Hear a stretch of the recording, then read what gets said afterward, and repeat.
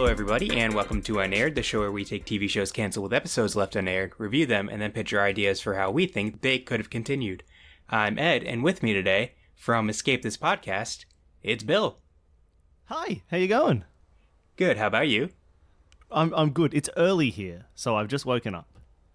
So how early is it there? You said, what did you say, it was like 10? Oh, no, it's 8, but I was hoping to sleep in on my day off.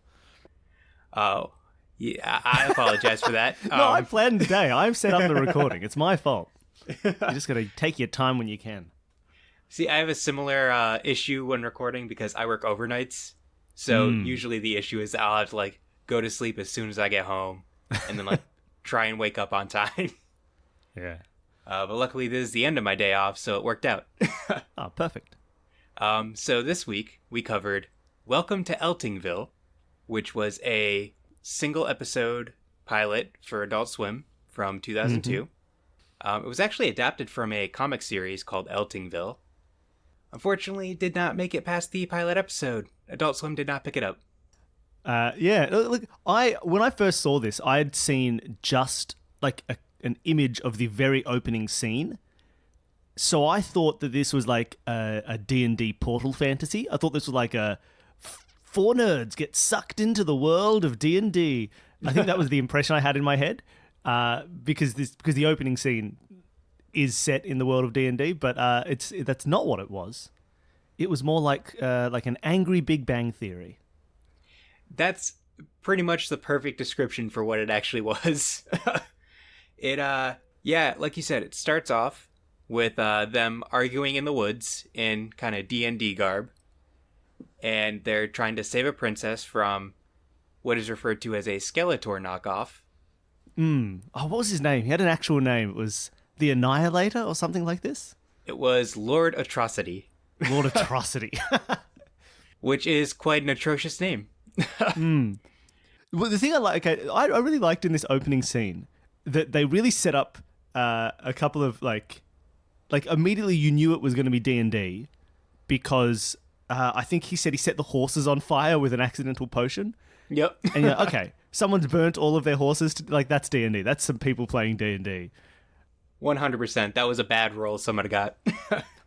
I do also like that I'm currently playing, not D&D, I'm playing a game of Savage Worlds with my wife running it. And that, the New Yorkie kid, hey, I don't know what's going on here. Maybe we should just kill his skeleton or whatever, That's my actual character voice in my campaign that I'm playing at the moment. So that was good fun. That's awesome, and he's actually my favorite character. He was the best of the four. I love his accent.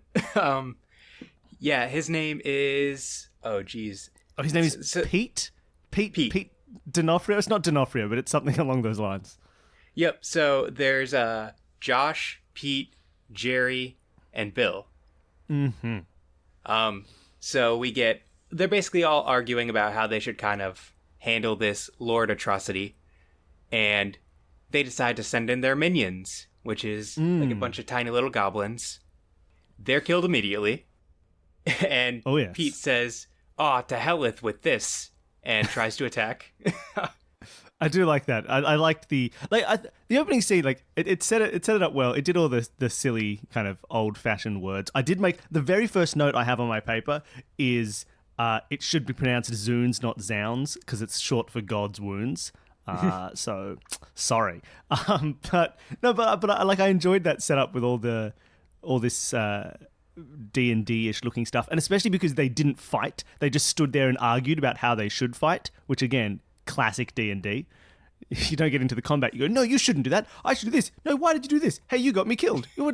Which is exactly how it goes. We also got our first taste of that, how sweary can I be? Oh, you can be super sweary. Okay, I'm not going to go crazy, but that sort of shitty kind of teenage nerd sexism of this character they're saving is this princess who's just all breasts and is it's this straight away you go, okay, I got the tone of who these they're just that kind of shitty kind of sex obsessed teen nerd. Was all set up quite well in this opening scene. Yeah, I believe the quote was, shiver me timbers, that is one fine stack. Well, exactly. There you go. That's all you need to know.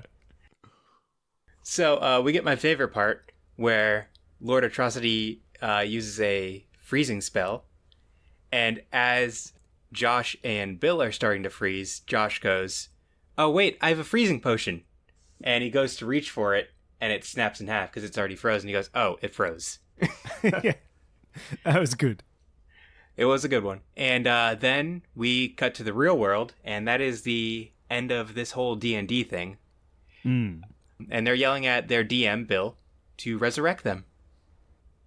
Bill's mom yells down, screaming about how she's trying to sleep. I really liked. I'd like to point out, right? I think this show. So this is this animated show on Adult Swim, and most of it looks kind of like that. It's kind of like a.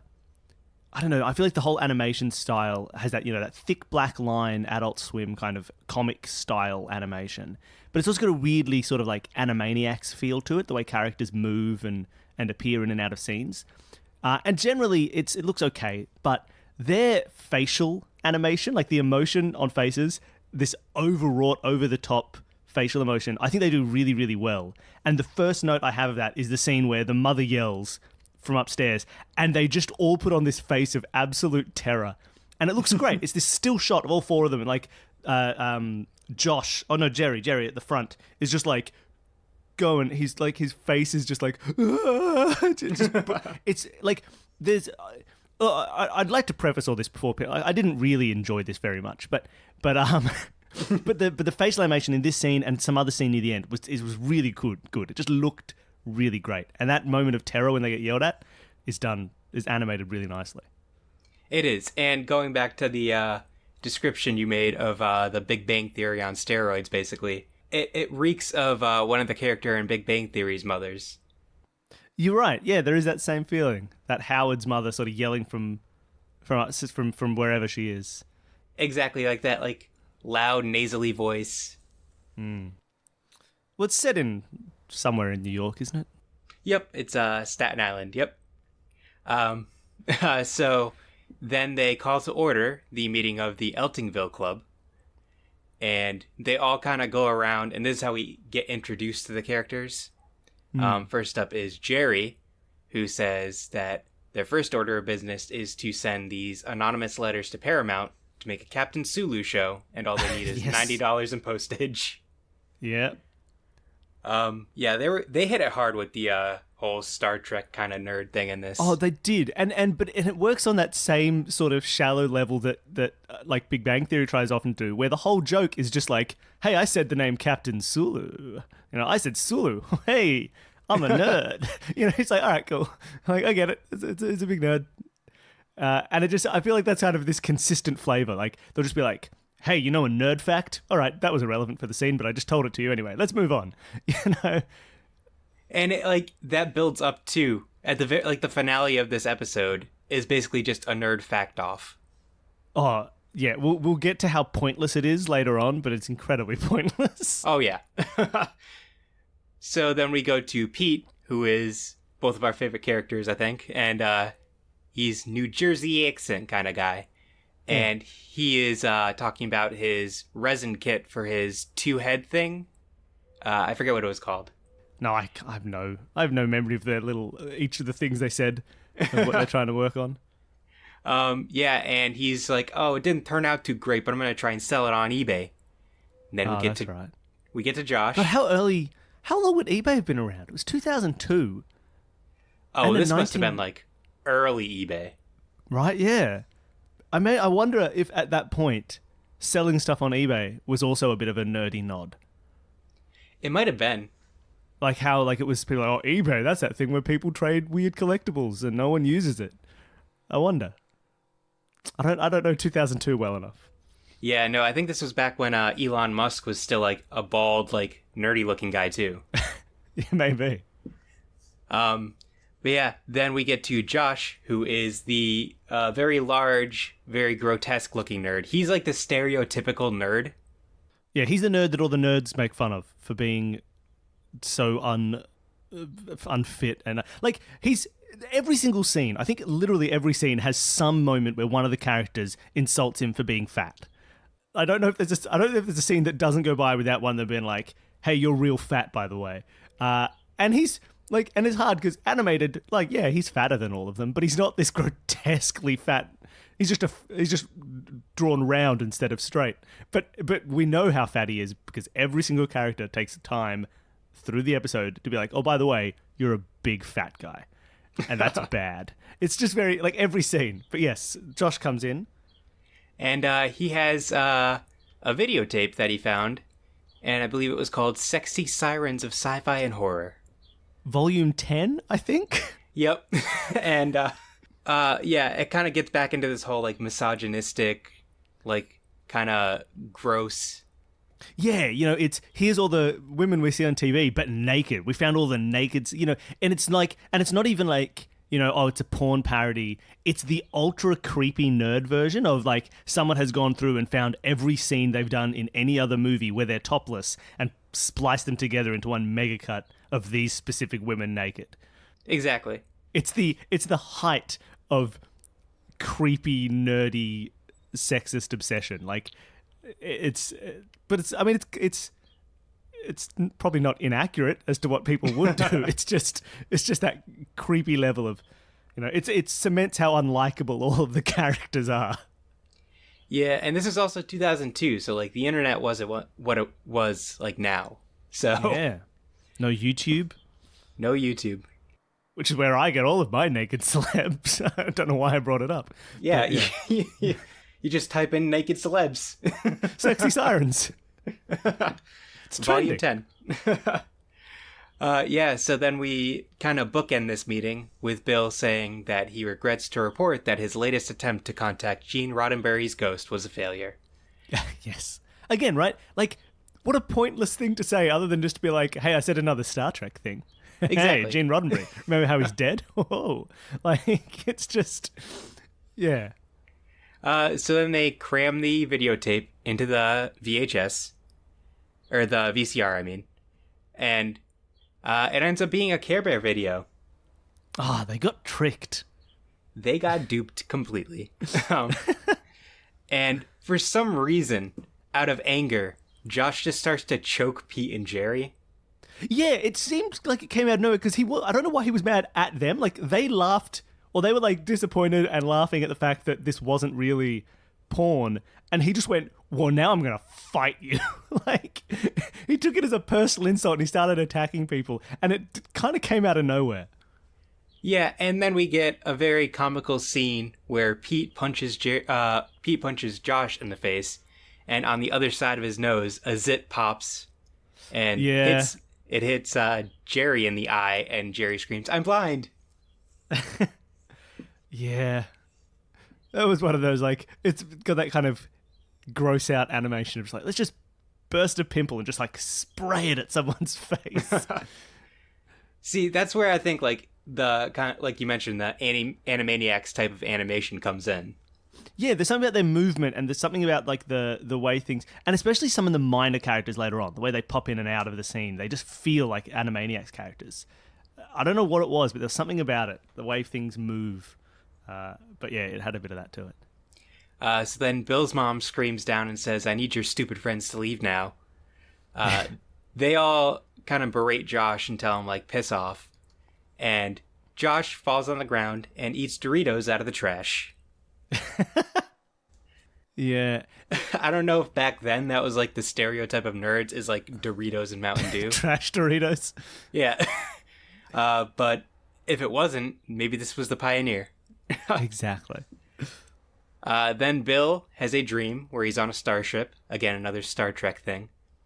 And he's there with a bunch of ladies. Yes, and they're all again, they're all like 80% breasts. They are they're all just like, well, Commander, oh, Captain, what are we gonna do? Oh, like completely unreasonably, but teen boy dreams, whatever, that's fine. Yep, and they land on a planet, which turns out wasn't really a planet. It was Josh's face, and they just drown in pus. Mm-hmm. It's a pus stream, which is weird because he wasn't the one who got the pus in his face. Like, you figure you would have set it up in the early scene so that Bill got sprayed with the zit, so that when he had a dream about getting sprayed with zit pus, it like felt more like it was because of that. It was just a tiny thing that bothered me a little bit. It's like, well, why is he having this dream? Surely Jerry should be having this dream. He's the one who got sprayed in the face. Exactly. He's got the PTSD, the P standing for puss. Exactly. So then he wakes up with his alarm clock, which is a character, Major Violence, who says, "Wake up or I'll break your arm." Yeah. And they show a lot of Major Violence stuff in this. So I assume eventually they would have introduced that character. Yeah, right. And it seems weird to like so heavily embrace existing pop culture, but I guess then they can't like use any images from existing pop culture without paying for them, so they have to make their own fake superhero just to sort of like put him in places. Like I don't know, it was just a bit like the whole thing seemed to be like, hey, here's that thing you like. These kids are obsessed with it too. Here's this. But then they invented a superhero called Captain Violence. Unless he's just an obscure superhero that I don't know from the same like comic publisher who did Eltingville. I've no idea. It might have been, now that you mention it. Right, that seems like something you'd do. Yeah. Cross promotion. Listen to Escape This Podcast. Perfect timing.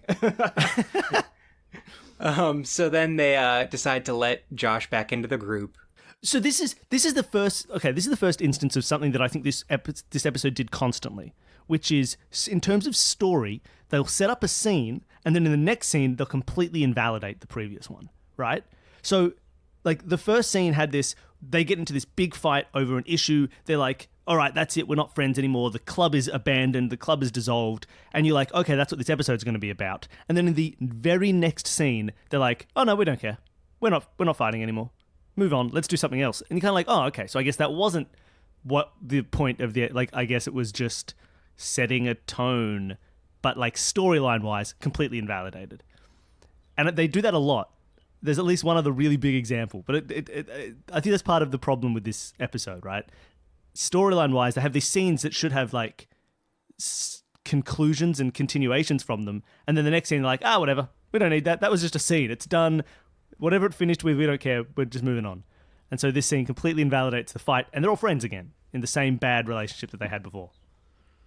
You know, you're right. It's like how at the end of every kind of cartoon episode, it kind of like resets the next episode, but they do that except every scene. Every scene, yeah. They just keep resetting back, and it's kind of like, okay, well, when are we going to get like something happening? Because so far there's no storyline. There's just some characters existing.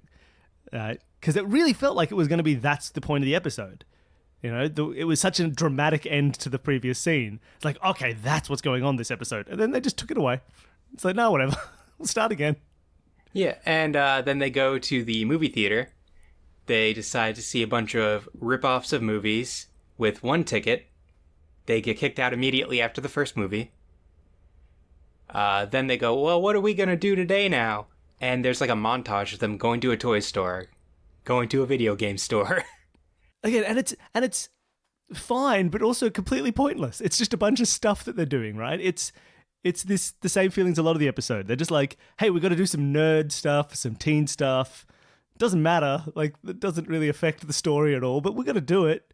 You know, like the movie scene, right? The fact that they tried to sneak into some movies, got kicked out. I also wrote here, nerd pride, because they had that moment of like some big jocks who were just security guards threw them out of the movies for trying to sneak into lots of movies, and they were like, you know, we're better than the popular kids and the jocks. We're the real nerds. We're more imaginative. Let's go have a day on the town.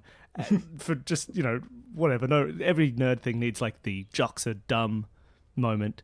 But yeah, right. Then the scene is just them doing nerd stuff around town. And you can cut, like if I was editing this up, if I'm producing it, I'd just be, okay, just cut all that. just cut that scene. You don't need it. Nothing happened. Yeah, literally, the whole first half of this show could have been cut. Yes. So the episode title was something about Boba Fett. I can't remember. But we get our first glimpse of anything Boba Fett related, which was in the episode title, I think 12 minutes into a 20-minute episode. You could cut the first 12 minutes if you wanted, because it's just the same scenes over and over again of them just being nerds. And that's what baffles me too, because Adult Swim will air like 12 to 15-minute episodes of things. So it could have fit in. Yeah, you could have just cut the first 12 and then made it a 12-minute show. Yeah. Because you didn't need them. But then they go to their local comic book shop, which is in a very shitty area. Oh, yeah. I also love that they announce it to themselves. Like, they obviously go there all the time, but he's like, I present to you our local comic book shop. It's like, well, why are you present? Like, they know. They live here. What a strange way to phrase this. Yeah, you got a point. It's like, does he do that every time?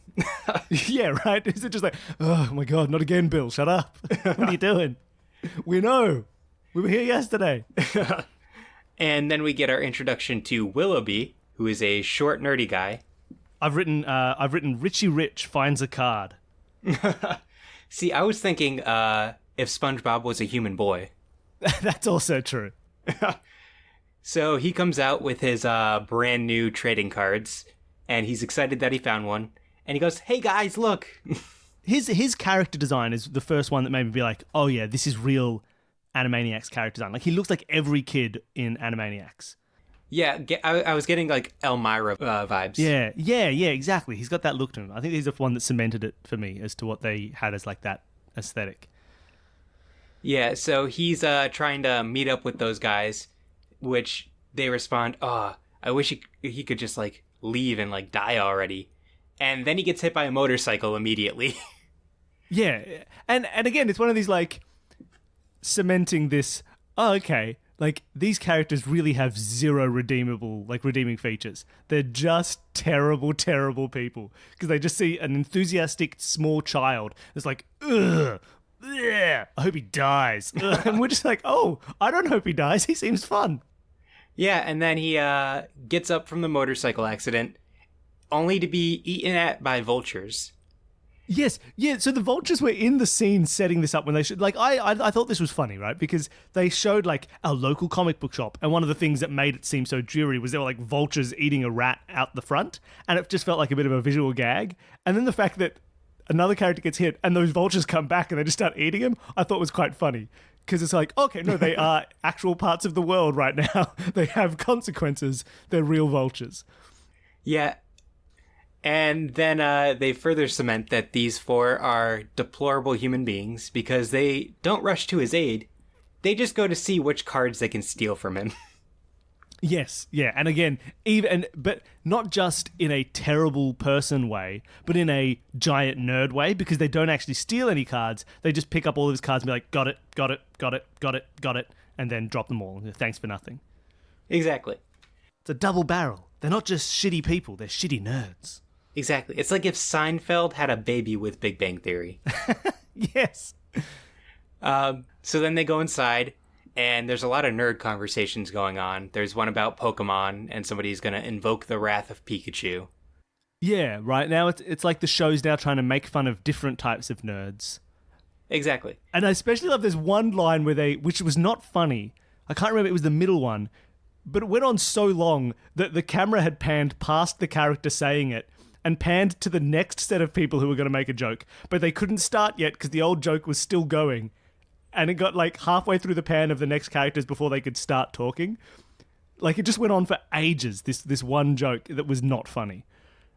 See, that would have been a great moment for them to break the fourth wall and have, like, the people still waiting to tell their joke just kind of, like, look back and forth to the camera, like... But instead they didn't, and it was just a bad shot. Exactly. Then we meet Iron Jaw.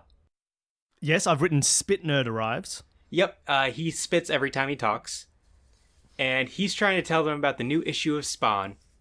And they're just like, oh, say it, don't spray it. It's like, this kid's trying to get you, like, information on something you like, and you guys are being dicks to him. Well, I mean, they're terrible people. This character, Spit Nerd, is the best character in the entire show. Because he just enthusiastically tells these people about some cool thing. They then say, oh my God, you spit too much. What are you doing? Get out of here. And he's just like, hey, what can I say? I'm full of the juices of life. Deal with it. He's so comfortable with himself. He's so friendly, but he also doesn't take their shit. He is the best character in the entire show. Absolutely. And I love that he refers to it as the juices of life. Yes, like that's even a thing anyway. But no, he's great. He's just so like, yeah, whatever. I don't need you guys. I'm happy. I'm a happy, well-adjusted kid. See ya. And then we get our introduction to the Boba Fett figure. Yeah, so we're now 12 minutes in, and the story is maybe going to start. We see Josh staring at it, and then Bill's just like, "What are you looking at?" Oh my god! It's a Boba Fett! Exactly, and they're arguing over who gets to buy it. The shop owner's just like, "Oh, what do I charge them for this?" And then an angel and devil appear on his shoulder. The devil says, "Oh, you could get $200 out of these nerds." The angel appears, goes, "And maybe $250." Yeah, right. I feel like it was like, it's the... Like, that's a classic joke, right? The devil appears, says to do something wrong, and then the angel, like, agrees. But I feel like this was such a bad version of it. Because it didn't, like... Like, you could see from the start that's what the angel was going to do. Like, when he appeared, he just looked like a dirty, grubby loser. And you were prepared. There wasn't any... And, like, he didn't do it in, like, an earnest way. Like, you know, like a good fake angel devil shoulder joke should be like that scene in The Simpsons with Bobo, where they found Mr. Burns' teddy bear, you know, and Marge does the, I'm sure if we give it back, he'll offer us a generous enough reward, and then we'll make him double it. Why can't I be greedy once in a while? You know, like that's the structure of a good angel devil, right? It has to imply like, ooh, this is a good thing, and then it's like, but also let's just keep going, you know. And instead it was just like, hey, we can get 200 out of these kids. Nah, you idiot, we can get 250. Yeah, we can do 190. These kids are dumb. You know, like it was just so immediately like, oh, okay. I don't know why we had this scene, but the joke, like, it just, like, it didn't fit. It was kind of like implying a joke that other people have done better.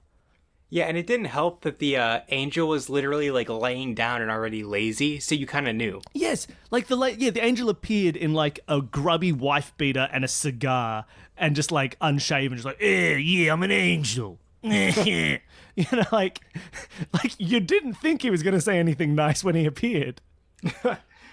Then they decide, okay, well, we're going to have a trivia contest to decide who gets to buy this. Oh, yeah. The trivia off. Yep, and there's no stupid questions allowed. Like, what's Lucy Lawless's bra size? And Josh says, but I know that one. To which because was replied, a creep. Yeah, and then Pete says, as do all sad boys, Josh. Yes. At least one character acknowledged that it's sad. Exactly, he's self-aware. Yeah. I felt a little bad about myself because I knew some of these answers as they were... Like, the first one was, what's Wedge's last name in Star Wars? I go, psh, Antilles? Oh, wait. I get the Boba Fett. Exactly. So they go on and on and on, and no one's winning. There's lightning striking outside.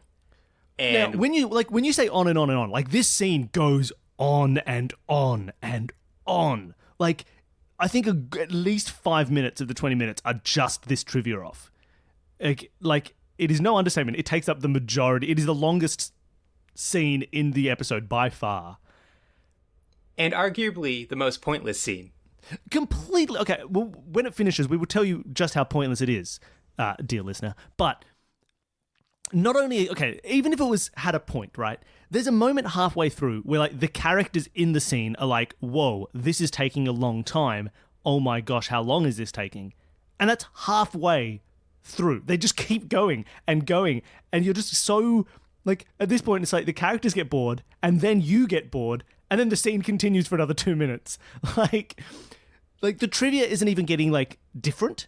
Like, it's not even like it's getting more and more obscure. There's a moment in the middle where it gets very obscure, and then they follow it up with, like, really, really basic questions again, and it just keeps dancing around with no, like, there's no build up to the trivia. It's just random questions of varying difficulties, you know, and it just goes on and on. And at some point you're like, okay, this isn't funny or interesting. The characters in the scene are quite bored. Why is this still going? Yeah, and they eventually run out of questions. And he basically essentially tricks Josh into answering incorrectly. Because yes, throughout this whole episode, Jerry always goes beady beady beady, which is very annoying. Yes, it's obviously, like, that's a reference to something that I don't know, right? Because he also calls everyone a different name at the end, so he's quoting something. Yeah, apparently but I'm not a nerd. I'm a cool jock. Yeah, we push nerds for lunch money. We don't know this. Yeah, what's all this nerd shit? Let's go give him a swirly. Yeah. So apparently it's Tweety Bird that says that because he says, oh, Jerry says it. Wait, no, I mean Tweety. And Josh Tweety. is a sore loser. Yes, because he's now lost. He got the answer wrong. He said the wrong thing. And he's like, no, but I knew it. But I knew the answer. But he got it wrong. Yep, and he decides to say, hold on, wait. Do you hold items for customers? And no, what do I look like, a charity? And he goes, fine. What am I going to... I feel like everything that guy says has to either start and or end with Yeah, how you going? Yeah, welcome to my shop. Comics. So they race each other home to get their money. Yes, right. And so again, right, this is the point. Like, we had this hugely long scene, this long scene, but the whole point was it's deciding what happens with Boba Fett. And then, Josh loses, and it's like, oh no, he has lost. That is the, what the scene has led to, him actually losing, but feeling like he should have won. So now, Bill's going to get the Boba Fett, and then they're going to have to, do something afterwards, and, it's going to affect their relationship, but instead, he just goes, you know what? Let's ignore that competition. Let's pretend it never happened and instead do a foot race to decide who gets it.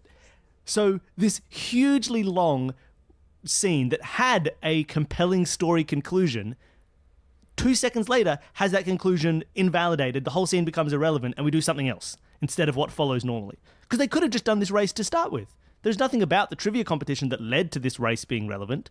It's just relevant in its own separate way. And so they just invalidate the last scene and move on with some new thing that completely means we could have just started from here, right? We could be 30 seconds into the episode instead of 18 minutes. Exactly. And this scene just shows even more how terrible they are. Because they cause car accidents, they push over old people. The amount of young and old people that just get their faces pushed into the ground in this episode by every character. They're just constantly pushing people away and onto the ground. Even during the trivia competition, Richie Rich is sitting on the table, all injured from his accident, and the comic book owner, for literally no reason, just pushes him off the shelf and he falls to the ground. There was nothing, there wasn't any reason. He wasn't being annoying. He was just sitting there, and the comic officer's like, I reckon I could hurt this child. And then they go and basically steal money from each of their mothers.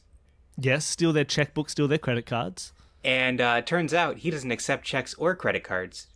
So instead of being reasonable people, they both grab the action figure that neither of them own and break it. Yes, right?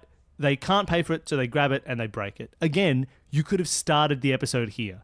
And this was the crux of, oh no, what are they going to do to replace this thing? Right? Because again, no scene before this has actually mattered or affected the scene much at all. And then we get yet another invalidation because they kick Josh out again at the very end. Yes. So it goes back to, the way it started. So we could have set this up as I don't know, just pointless. Just pointless. The whole thing was pointless. It was very pointless. So we're going to take a quick little break and we will be right back. Oh, wait, no, before we do, wait, no break. We have to mention the best thing ever, which is that this episode ends with the Richie Rich character popping up and saying, oh no, it looks like they're not friends anymore. Could this be the end of the Eltingville Club? And then it was the end of the entire series and it never got picked up. Yeah. And that was too appropriate to tease with this, oh no, maybe it's done. Haha, it's not really done. Wait, shit, we didn't get picked up. It is done. Damn. It is done. And not only is that very out of place at the end of an episode, but it led to that. This seems like something you would put before a commercial break. Yeah, instead it's like a challenge to the people deciding on what pilots to pick up, and they were just like, no, we're not doing what you say. We're not going to pick up the pilot just because you've implied there's a next part. Get out of here. So now we're going to take our quick little break. Now we can take the break. Well, hey there, nerd. Do you run games of Dungeons & Dragons, play the good sweet game, or want to but have no idea where to start? Well, come on over and listen to Crit Chat, a D&D advice podcast with a rotating cast of experienced DMs just waiting to give you all the best tips and tricks to make your games of Dungeons & Dragons the very best they can be. From how to run a campaign for first-time players to which monster in the manual is the most dateable, we've got it all. Find us by searching Crit Chat on your favorite podcast app or under podcasts on iTunes. Warning, Crit Chat is obligated to talk about goblins at least once per episode. Anyone listening to this podcast may experience feelings of desire towards them and many other fantasy creatures, including but not limited to centaurs, satyrs, the inevitable, flumps, various golems, thri-kreen, animated armor, shield guardians, cadaver collectors, any and all demons, and, if you're kinky, the rug of smothering.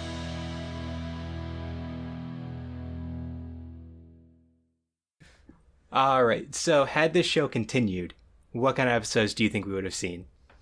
Oh, you know, like, what episodes we would have seen or what episodes we should have seen, right? Because, I mean, we could do a little of both. I mean, I feel like what we would get is just season after season of, like, them just being so unconscionably bad people with a vaguely nerdy premise. If this show is anything to go by, we'll get about 20 seconds of, like, storyline in each episode. And you could probably do like a fan supercut of season 1 into a single 20-minute episode where stuff happens. They got to go back and do more D&D. You'd have to have a D&D centric episode. See, I feel like that should have been what the series was. It would have had more focus. Like, maybe like a little bit of like the real world stuff that leads into what's happening in the D&D game. Yeah, right? Exactly, right? You could do like, you'd have like a scene out of D&D where stuff happens and then they go back to their D&D game and that stuff folds in to the world, you know? Like they have an argument and then in the D&D world, someone is like adding in enemies that keep like having that exact problem. You know, be like, you know, someone steals somebody's lunch and they get really mad about it. And they probably say, "Oh, it must have been Josh because he's so fat." Ha ha ha ha. And he's like, "I didn't steal lunch. I'm whatever." And then like in the D&D game, they keep having all of these like really passive aggressive enemies who are just like, you know, "I am the evil Lord of Darkness. What did I do? Well, I stole my friend's lunch. The most evil thing a man can do." You know, and just like you bring real world problems into the game. That'd be a fun dynamic. And you get to play with... Because I think that D&D stuff had the most, like, self-aware humor in it. Of, like, this is the dumb stuff people do in D&D. Here the characters are killing each other instead of fighting the enemy. You know, here they're having an argument. Oh, they set their horses on fire. Like, they can embrace that and do that well. And I love the fact that, like... I always love when there's, like, a fantasy world and, like, modern jokes are put in. Like how Genie in Aladdin, how he would, like, make references to, like, TV shows. Yes, yeah, exactly, right? Like it's fun, you know, and you get to play, you know, with D&D tropes from a nerdy perspective, right? The stuff that people, all those, like, oh, everyone knows this guy who plays D&D. You know, one of them keeps dressing up in their D&D clothes in the real world. You know, like it's like you can focus your kind of humor and tropes a bit better, rather than just this pan-everything nerd world full of terrible, terrible people. And especially because everybody who is a character in D&D is a terrible person, right? Right? Like, they're all the murder hobo D&D players who just go around killing everybody and stealing their stuff.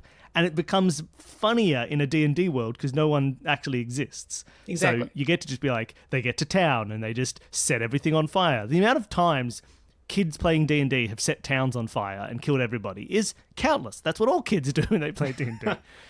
But it's funnier because it's not a real town and you can, like, you know, there's a bit more, I don't know, it's a bit more familiar, people being dickheads in D&D. Exactly. So the creators actually said that if the series had been picked up, some potential plot lines would have been a Klingon versus Elf war between a local Klingon camp and a Renaissance fair, which I've never heard of a Klingon camp. Or you're not a real... That's because we're cool jocks, Ed. Oh, yeah, you know, we're that's not fine. nerds. Oh, Klingon camp. Oh, what's that? Camp rock climbing? I do rock climbing. That's what I cling on to. I'm a nerd. I mean, I'm a jock. Fuck. Oh, shit, I got it wrong. Like that, you know, that's okay. You could do that. Very, like, Order of the Stick, South Park kind of idea. Exactly. Like, that could have had them kind of play their, like, D&D characters in real life. Like, bring it into the real world. Yeah, right? Or you'd split them, right? You'd have, like, some of them take their existing D&D characters and go side with the Renaissance people who... And then, like, two of the others take like just dress up in Star Trek cosplay and join the Klingon side. And then you split the group and there's internal dynamics and hopefully each scene follows on to the next in a reasonable way and you can have a good story there. Right. And then we get another idea that really wouldn't have had much clout to it. The club members digging through the Staten Island landfill for a collectible item that was mistakenly thrown out. Yeah, okay. They're big nerds. That's not an episode plot, that's a scene. Like, yeah, right. So, like, you could keep it, you could make it, you could do it as an episode. It's like a bottle episode. You know, it's just this one thing and they go slowly crazier and crazier. As long as, like, things happen, it's fine, you know? I mean, this entire episode was they find a Boba Fett statue. That's it. That's the whole episode. I mean, I agree, they didn't get 20 minutes of good content out of it, but at least shows that they're prepared to. Yeah, I feel like if they did it, I'm not sure if you watch Community, but there was an episode where they had like a fake flashback episode where they would set up flashbacks, but it'd be scenes that never happened in the show. Yes. So I feel like that could have been like the setup for something like that. Like they're in the landfill reminiscing. Yeah, exactly. Right? You use it as a way to do that, right? Like, or again, if you had kept up. So what if you had done these, right? Like that's an episode. What if we were also doing the D&D one, right? Like you could have the episode be the D&D campaign the day after, and when stuff happens in the D&D game, they get mad and it flashes back to like the source material for that thing happening, which was during this dig. And so we learn about all the terrible things they did to each other during this trash dig by the follow-up D&D game where they're making snide characters about it. Like, you could keep having stuff happen, like, hey, you know, shut up, Bill. That's not like... And then you flash back to the thing that has obviously inspired this weird D&D moment, right? Like, you could build it into that form if you wanted to take the show into that form. Exactly. So a segment we do on this show is to pitch beloved actor Wallace Shawn into an episode.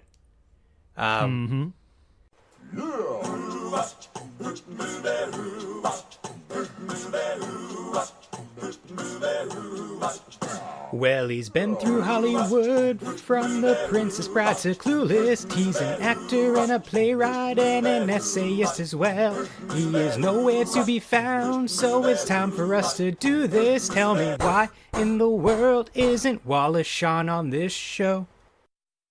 So how would you put Wallace Shawn into an episode? All right, so first of all, if he appeared, the most likely is that he would appear as Wallace Shawn. Absolutely. Just because it's a nerd show. They'd be like, oh my god, it's Wallace Shawn.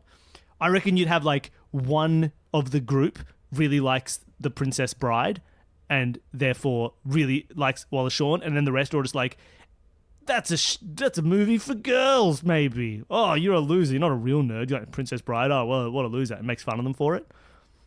And they have a whole crisis about whether they should like stuff that has the word princess in it. And then Wallace Shawn at the end gives them a lovely talking to and makes them feel good about themselves. And they can enjoy whatever they want. You see, I had almost the exact same idea. Like, they're basically making fun of one of them for liking The Princess Bride, except there's like a Comic-Con in town, and he goes to like meet Wallace Shawn.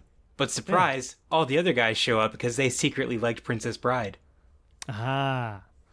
We get to have a moment where it's just like, they think that real nerds don't like Princess Bride? Inconceivable. Exactly. Right? Like, that's great. You know? Wallace Shawn's like, look at me. I'm a nerd. Just look. But so you could definitely do that. Like, he'd have to appear as Wallace Shawn. Oh, absolutely. Or as the classic thing where, like, he's someone who isn't Wallace Shawn, but the character looks and sounds exactly like Wallace Shawn, so they keep thinking that he is, and he's just not. And they're like, oh, of course, you got to keep your identity secret because you're a big star. It's like, no, I don't know who this Wallace Shawn is. Okay, what if, the trope in Christmas movies where some old bearded guy, like, sets everything up, and then at the end they reveal it's Santa? Yes, yeah, exactly. We have somebody who looks like Wallace Shawn. And at the end, it turns out he's Wallace Shawn. And he just disappears. He just gets a Santa hat on and rides off in a sleigh. So do you have any other ideas? Like, maybe how, like, this show would end?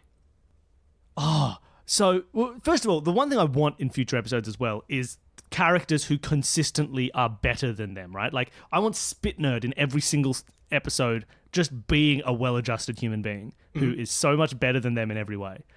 Like, people need to the show needs somebody to point out that they are terrible, right? Because otherwise it's almost like we're accepting that they're not that terrible. You know, you need somebody to be like, wow, you guys are all bad, just constantly. I had a quick look at the Wikipedia page, and when the comic ended, they did like a flash forward to all of them as adults. Mm-hmm. And it had this list of just like, oh man, all these people have sad lives, except for one of them. Because it was something like Bill is shown in the future, still a virgin, living at home, absolutely no life, completely has nothing going for him. Josh and Phil, Pete, Josh and Pete were the same, right? They had this like just bad dead end kind of lives and careers where nothing's going on for them. And then Jeff was a professional Magic the Gathering player who was just having lots of fun and really enjoying his life. So he got off well and everyone else terribly. And I think maybe that's kind of what you need. Like a little bit the same with like Seinfeld ended with just a reminder that you're all terrible and you deserve bad things. I feel like you have to, if you're going to end this show, it has to end with all of them just being miserable. Like everything goes wrong, nothing good happens, and then the final note is just like, yeah, you guys were terrible people this entire time. Why do you think you deserve anything? And then the show ends. See, I like the idea of the flash forward. Like, I feel like maybe it's them going off to college and they're like, well, we need to make a pact. Like, we're going to meet back here like every 5 years or something. And we keep the whole idea that like maybe Jerry's the only one that's successful. He's still the Magic the Gathering player and they're all living their shitty lives. And they like kind of we get like flash forwards of each reunion. And then the last like scene is I'm like, where's Jerry? Oh, he's at some Magic the Gathering competition. They just go, fucking nerd. And then it ends. And then it ends. That's it. That's how you do it. So I think we've milked this show for as much as we can. Yes. Thank you so much for coming on. And if people want to find you and your show, how would they do so? Yeah, cool. So I'm from Escape This Podcast, which I run with my wife. The show, the kind of concept is we design audio-only escape rooms, and we have guests come on and play through those rooms. So we have guests on. They, it plays like an old text-based adventure or a D&D game. It's a lot of, I look at this cupboard. What's in the cupboard? Well, there's 3 drawers, and then I pull one open. 10 pigs fly out. That's part of the puzzle. Woo! And so they're a lot of fun. We actually we've just started season 5. We do 2 seasons a year. So each room in season 5 is standalone. You can jump in on any one. And our first episode, we had Neil Patrick Harris as a guest, which was very exciting. So he's come on and he plays through this room, which is like a stage magic themed room.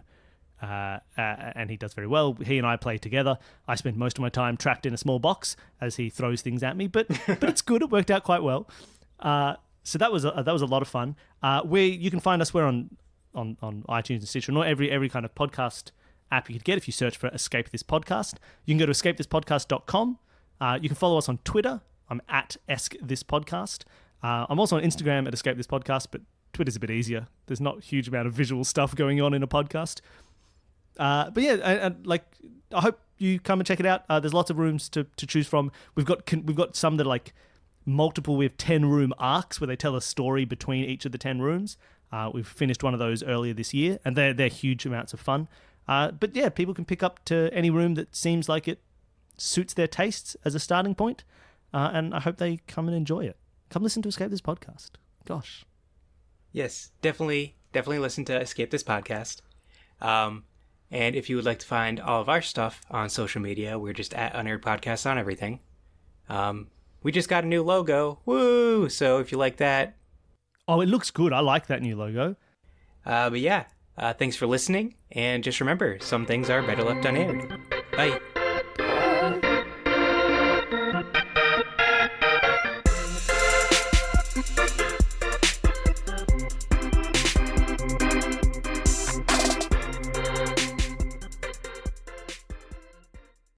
Writers tend to be lonely and trapped in their own heads. Daniel Ford and I founded the Writer's Bone podcast so writers could have a place to share those crazy thoughts within them without being thrown into an insane asylum. We didn't want to be stiff, crusty academics or condescending masters clutching their literary secrets like purloined treasure, which is why you'll notice our early episodes are about bacon jam and the worst jobs we've ever had. Shawn Tuohy then had the great idea to interview our favorite authors and screenwriters, and the rest is podcast history. Our mission is to champion authors and screenwriters of all stripes. We offer inspiration or a swift kick to the pen when needed. From authors like Michael Connelly, Nicole Blades, to screenwriters like Doug Richardson and Lexi Alexander. Our interviews give our listeners a bolder understanding of the industry that they're crazy enough to jump into. Shawn, you can't mention Doug without hashtag nicest guy in Hollywood. I talked to Gary. It's in the contract he sent over. I'm sorry. We're bound to it. That contract is killing us. Do you know I have to give up my firstborn? I mean, I'm not going to have one. And what I actually gave them was a baby goat wrapped in a blanket like a baby. But that's not the point. Let me go back. Like screenwriters like hashtag nicest guy in Hollywood, Doug Richardson. You can subscribe to Writer's Bone on iTunes, Google Play, and SoundCloud. Head over to writersbone.com to check out our original fiction, essays, boneyard discussions, and more. You can also stalk us on Twitter and Instagram at WritersBone and on Facebook at facebook.com/WritersBone. We look forward to your ears, and in the meantime, Shawn, what can people do? Keep writing, everyone.